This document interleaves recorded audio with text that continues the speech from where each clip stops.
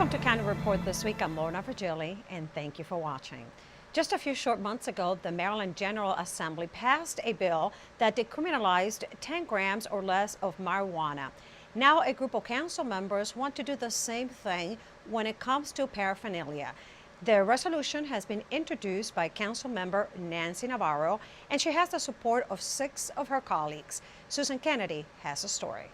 So here in Montgomery County, it is always our tradition to highlight those issues that we feel need to be addressed. At a press conference this week, Councilmember Nancy Navarro announced the introduction of a resolution that calls on the state to decriminalize the possession of marijuana paraphernalia to the same level pot penalties are downgraded. She has the support of 6 of her colleagues who all agree there is a loophole in the new law that needs to be closed. The resolution then also asks our county police department, our law enforcement officials, to please make sure that they understand that the sense of the council is that possession of small amounts of marijuana and paraphernalia by adults should be among the county's lowest law enforcement priorities. The way the law is currently written, individuals could be punished more severely for possession of paraphernalia than for marijuana itself. Councilmember Navarro also has the support of a host of state and county leaders on this issue. And one of the things that I'm so happy that Councilmember Navarro and her colleagues are highlighting is this idea that it does create other problems on someone's record. It does create an educational problem, and that's what we're trying to stop. We're trying to make sure that children make the right decisions, young people make the right decisions, but at the same time, the wrong decision does not put them behind the 8 ball for the rest of their lives. Navarro is also concerned about the disproportionate amount of drug enforcement that falls on non-whites. An ACLU report finds African-American county residents are 3.2 times more likely to be arrested for simple marijuana possession than whites, even though blacks and whites have been shown by surveys to use marijuana at comparable rates. Any issue, no matter what policy goal it might be, that is addressing those areas around disproportionality and around over-representation in a negative way, that we should highlight that and that we should support it going even further. In Rockville, I'm Susan Kennedy for County Report This Week. The county breaks ground for what will be a new housing complex for seniors in the heart of vibrant downtown Silver Spring. The new $44 million mixed-income apartment building will be located right next to the new public library. Those over 62 years of age who want a more active lifestyle and affordable rental options will soon have the Bonifat at Silver Spring, an 11-story mixed-income apartment building for active seniors. But this project combines something that we really need support and help on, and that is to respond to the real challenges of our seniors. 18.1% of our population is above the age of 65. The building will sit right next door to the new Silver Spring Library and the future Purple Line light rail station. This goes a long way in making it possible for us to have seniors right in the heart of Silver Spring. You talked about seniors not wanting to hear the loud music. I'm not sure some seniors want to hear loud music. You know, we have a beautiful ice skating ring right down the street. I'm sure I'm going to see some seniors out there skating. So this is a community for everyone. And I am just so delighted that we're able to move forward on a project that's not only do well for the seniors, but for the vitality of this community. The Bonifat at Silver Spring will provide 149 mixed-income apartments and 6,300 square feet of retail space on the ground floor. The residential building will have 10 studios, 119 one-bedrooms, and 20 two-bedrooms. The Bonifat at Silver Spring is a public-private partnership between Montgomery Housing Partnership and the Donahue Companies. Construction is expected to be completed by January 2016. For more information, visit thebonifat.com. Construction of another recreation center has begun. Executive Ike Leggett, along with council members and state officials, participated in the groundbreaking ceremony of the North Potomac Community Recreation Center on Travilla Road in Rockville. This will be the 6th recreation facility project in the last 4 years. The project provides for the design of a 48,000 square foot facility that will include a full-size gymnasium, exercise room, social hall, kitchen, lounge, game room, and conference room. It will also have an outdoor playground. Ride-on passengers will soon see a hike on fares. To keep ride-on bus fares consistent with rates approved by the Washington Metropolitan Area Transit Authority, County Council approved transit rate changes beginning July 1st. The new fares will go up to $1.75 for passengers paying with cash, token, or Smart Trip card. The Metro Rail to ride-on transfer with Smart Trip card will be $1.25. Seniors with identification will pay 85 cents during the non-free periods. The Kids Ride Free program will be from 2 to 8 p.m. For more information on monthly passes and other information, visit rideonbus.com or call 311. The 2014 gubernatorial primary election in the state takes place on Tuesday, June 24th. We remind voters that the polls will be open from 7 a.m. to 8 p.m. For more information, visit 777vote.org. The 4th of July is just around the corner, and the county will host fireworks displays in Germantown and Kensington. The county's Independence Day fireworks will be at the Maryland Soccerplex in the South Germantown Recreational Park and at Albert Einstein High School. Displays will begin at 9:15 p.m., but there will be concerts starting at 7. Low lawn chairs, blankets, and coolers are welcome at both events. Food vendors will be on site and no alcohol is permitted. The rain date for fireworks is only July 5th. For more information, call 240-777-6821 or visit montgomerycountymd.gov/rec. When we come back, summer is already here and authorities are warning about getting ready for possible summer storms. And the city of Rockville celebrates its finest first responders. Stay tuned, we'll be right back.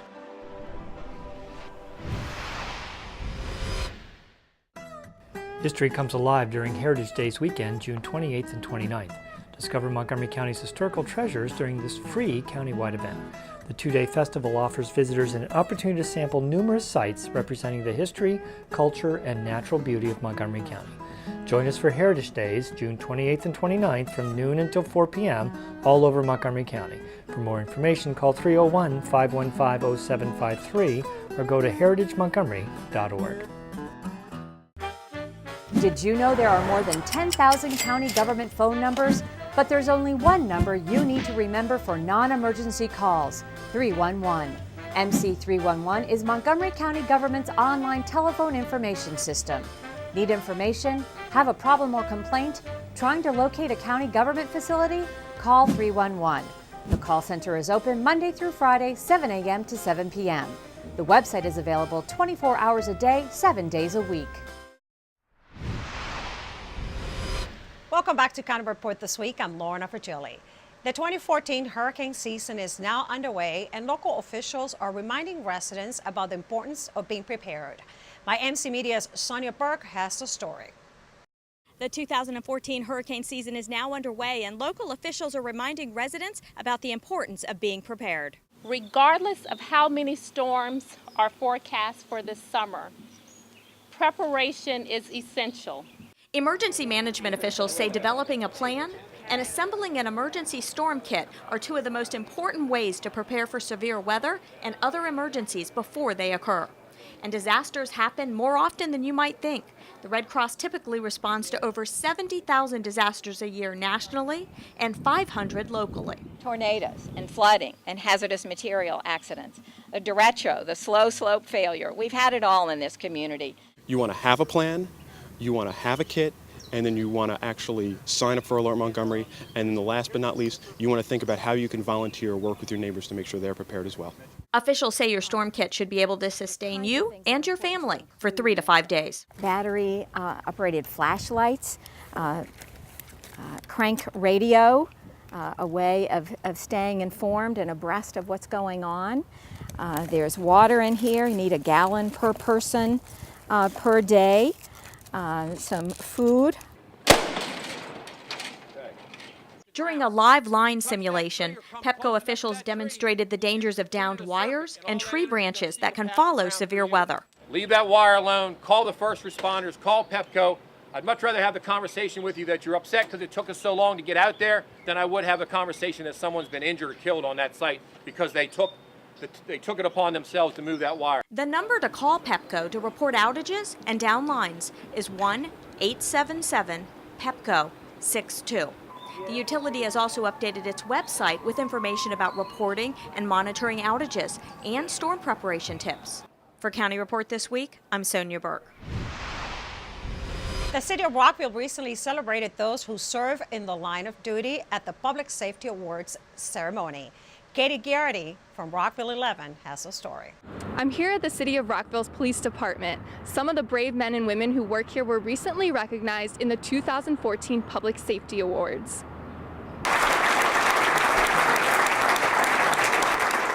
This year marked 25 years of celebrating the city's police officers, firefighters, and other first responders who make an extra effort to keep Rockville and Montgomery County safe. It's a long-running, a quarter of a century of being able for service groups to come together with the community to be able to honor the officers on all those different agencies for the things they do. Among those recognized was Corporal Jan Seelhammer, who went above and beyond the call of duty with her shift in attempting to save the life of a teen found at the bottom of a pool. It's nice to be recognized, but I always look at it that it is part of my job, and these are the things that we as police officers face and should expect to deal with in our careers. Officer Chad Bates received the Citation for Bravery Award for his quick decision-making in a dangerous encounter with a woman carrying a weapon. I knew that I had an opportunity to use less lethal force against her to subdue her, and I did, and everything worked out, and everybody went home safe. Both officers said they're motivated by the community and their fellow officers to do their job day in and day out.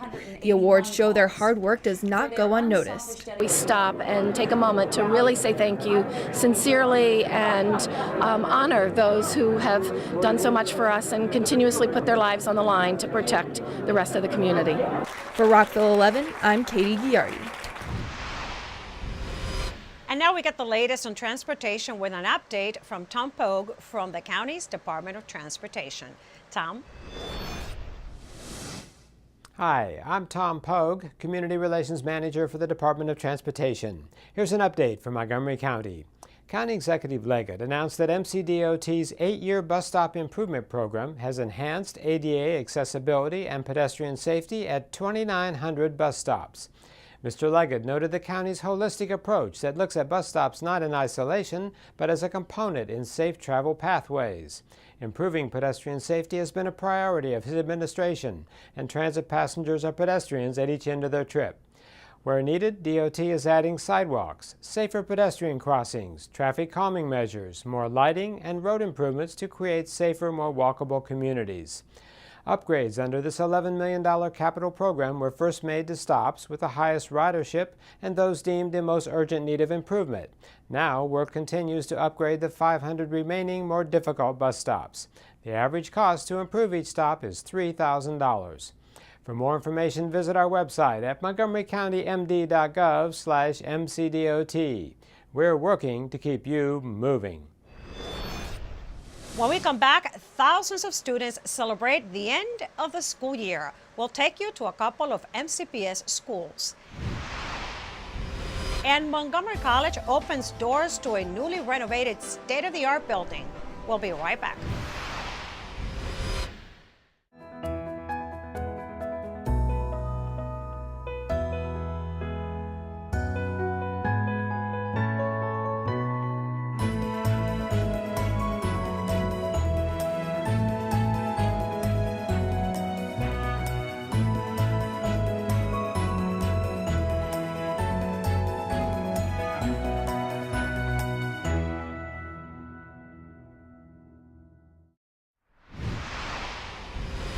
Welcome back to County Report this week. I'm Lorna Virgilí. A day after the last MCPS seniors donned their caps and gowns, MCPS schools end their instruction for the year. MCPS TV visited a few schools on that last day. High school graduation ceremonies mark the end of the school year as students celebrate with family and prepare to move on to the next chapter in their lives. I'm going to Trinity University in Washington, D.C. I'm the first of the Tovar family to go to college. Schools throughout MCPS celebrated the end of the school year with clap-out ceremonies for fifth graders, dances, parties, and good old-fashioned fun. We're celebrating the end of the school year and doing our happy dance. I love every school year because I work with different groups of kids every year, so I get to form new relationships and see the different growth in the different kids and see their confidence and reading levels improve. A long-standing tradition at Bell Elementary School is the Bridge of Years Walk. Principal Elliot Alter explains. Every year at the end of the school year, we take our entire student body, K through 4, line them up, and our fifth graders pass through to celebrate and say goodbye as our fifth graders are heading off to middle school for next year. Teacher Ryan Menk of Julius West Middle School used part of his last day to conduct a little research. So today we're going to be taking a survey to wrap up the end of the year. It's a reflection on yourself as a learner. It's providing me feedback as a teacher. I had a really good group of students this year, very successful. We had a lot of good supports in place for them. I think that they really put forth a lot of effort, and overall it was a really successful year. Students, teachers, and staff reflected on the school year. For us, it's been a fantastic year. We have grown as a school, we've watched our children grow, and we're just excited about what's next to come for us. The highlight of my school year was the plays we did. I took Spanish this year and I can't wait to take it next year. This year we did this really cool unit on forensics and science, and we got to work as a big group. I really enjoyed outdoor ed, where we got to go outside and spend like 3 days out in the outdoors and do all these fun activities and just bond with all of our friends. Jerry Sedman spoke about his retiring from the teaching profession. This is my 39th and last year. I'm truly going to miss the kids, and this has been a second home to me. Others discussed their summer plans and hopes. This summer, I hope my students continue to read, continue to write, share their experiences, and do some math problems. I'm definitely going to read over the summer. This summer, I'm going to do a lot of traveling with my family. We're ready for summer! As students left school on their last day, they were met with cheers, tears, hugs, as well as waves of goodbye and good luck. In an effort to prevent drunk driving during the summer months, the county's Department of Liquor Control is partnering with a designated driver program called Be My Designated Driver to encourage people to plan their night out and ensure a safe ride home. The program is an affordable designated driver service offering an alternative transportation solution. To learn more about the program, visit this website or call 240-777-1904. Improvements continue on the Rockville campus of Montgomery College. The newly renovated Science East building was unveiled to the public recently, revealing a modern new learning facility for students. The latest phase of the Rockville Science Center celebrated its grand opening recently with an open house event. I'm delighted to welcome you to a wonderful renovated facility that expands our new Science Center. In attendance were faculty and administrators from Montgomery College, as well as elected representatives from Montgomery County and the state of Maryland. I knew I was going to be a math teacher from very early on. I just could not wait to get new school supplies and to see that new semester start. And the opening of the renovated Science East building was by far the best first day of class ever, with the best school supply list we could imagine. Montgomery College is already a hub for future engineers and scientists. This campus is home to the nation's largest engineering transfer program, the nation's largest. The number of students enrolled in STEM programs study here at Montgomery College increased by nearly 2,000 students.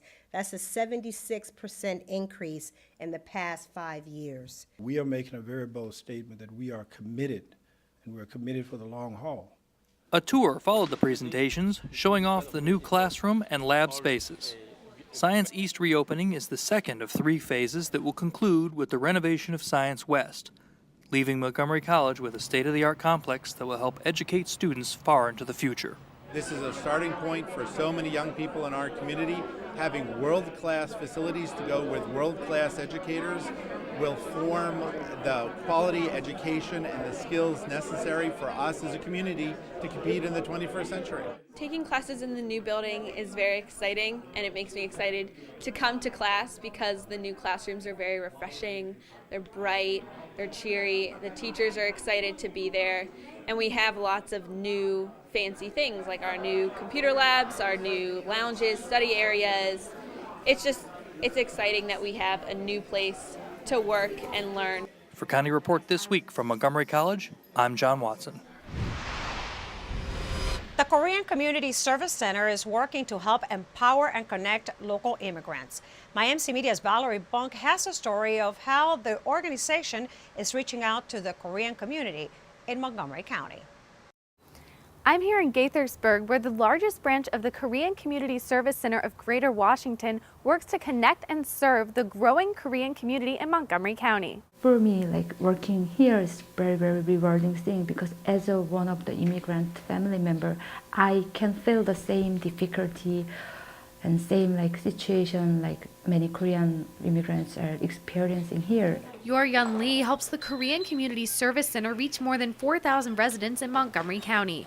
This nonprofit's mission is to empower Asian Americans and new immigrants through social services and education. When I saw that I am improving their life and I help them to connect it to other important services, it's very rewarding. I felt that I was lucky to have lots of benefits by working for international organizations and Korean government agency. So I figured that this is time I can contribute and give back to the community. The organization received more than $90,000 in county grants this year, including money to help with counseling services for victims of domestic violence, cases that they see often. Because of a cultural issue, many Korean speaking or Korean immigrants, they don't report their incident or DB issues to the police department. The immigration things, it's very complicated, so they have some fear. When we found the great need from the Korean community, so we started this program, and we always exceed our outcome because we is really in great need. Lots of Korean immigrants, even they lived here a long time, they have still kind of cultural barriers and extreme language barriers. For County Report this week, I'm Valerie Bonk. Coming up, we invite you to a countywide festival that celebrates the county's heritage. And if you're going to the Quicken Loans Golf Tournament at Congressional, stay tuned because we'll tell you where to park.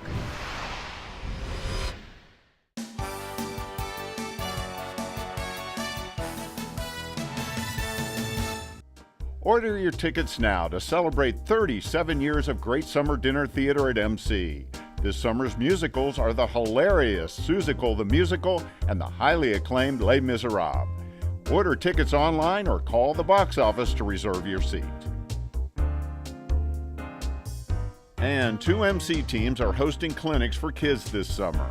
MC's women's basketball team offers week-long sessions through July 25th, and MC's men's soccer team is holding week-long sessions through July 31st. Registration for summer and fall classes at Montgomery College has begun, so now's the best time to sign up for the classes you want when you want to take them. Register in person at any of our 3 campuses or online anytime, 24 hours a day.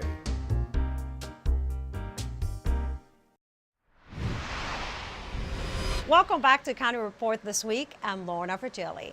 Mark your calendars for the last weekend of June for Heritage Montgomery's annual celebration. This county-wide festival on June 28th and June 29th provides visitors the opportunity to discover venues from Silver Spring to Poolesville, Bethesda to Clarksburg, and anywhere in between. During the weekend celebration, visitors will discover our area's history and much more. You can find out more about Heritage Days visiting this website. It's time to visit Brookeside Gardens and check out what our friends there have for us today. Have you ever considered the benefits of organic gardening? Hi, I'm Kathy Stevens and I'm here at Brookeside Gardens, where we have been trying to garden organically, which is another way of saying naturally or green gardening. We do a variety of things here, from using composted leaves for mulch that we get from the city of Tacoma Park. That saves us the expense and also the use of fossil fuels to transport mulch in from out of our region. We also use wood chips that are provided to us by the tree crews that are part of the Parks Department. We also try to use a minimum of chemical insecticides, and only when absolutely necessary we use a program called Integrated Pest Management, which helps us manage our pests using the least toxic products, and we try to use natural or low toxicity products like horticultural oil whenever possible. Synthetic chemicals and fertilizers are used as a last resort. There are lots of things you can do to garden naturally, and you can come to Brookeside Gardens to find out how. For more gardening tips, you can visit brooksidegardens.org. There will be a lottery for free farmers market coupons worth $30. To participate, you must be a low-income senior, over 60 years of age, and with an income of less than $21,000. The coupons may be used at farmers markets in Montgomery County and participating markets in the District of Columbia until the end of November. The lottery will take place on Wednesday, July 2nd at 10:30 a.m. at the following locations. Each eligible senior can register for the lottery between 9:30 and 10:30 a.m. on that day. For more information, call 240-777-3810. And now let's meet our Pet of the Week. Here's Kathy Stanhope from the Humane Society. Kathy? This is Kathy Stanhope with your Pet of the Week at the Montgomery County Humane Society, and this is Amy. She's a little love, 2 years old. She's already been spayed, and she's looking to go home with you. She's an affectionate little kitty, and I'm told that she likes to reach out her paw and touch you when she wants a little attention. So visit Amy on the web at mchumane.org or give us a call at 240-252-2555. The Quicken Loans National Tournament will be held at Congressional Country Club in Bethesda from June 23rd through the 29th. County departments and agencies have been working on pre-tournament arrangements and logistics to help spectators to and from the tournament and to enjoy the overall experience. Here is a list of parking locations. County officials remind anyone planning to attend the tournament that if driving, they must use one of the official tournament parking and shuttle lots. The free summer concerts at Veterans Plaza are just around the corner. Here's this year's lineup for the 2014 Silver Spring Summer Concert Series, presented by Discover Communications and Live Nation. The outdoor concerts will be held on Thursday evenings, starting on June 26th through August 14th, from 7 to 9 p.m. And with that, we close this edition of County Report this week. Remember to like us on Facebook and to join us again at this time every week for a look at what's going on inside Montgomery County. Today, we leave you with some images of the Blues Festival that took place at Veterans Plaza in downtown Silver Spring. I'm Lorna Virgilí, and thank you for joining us.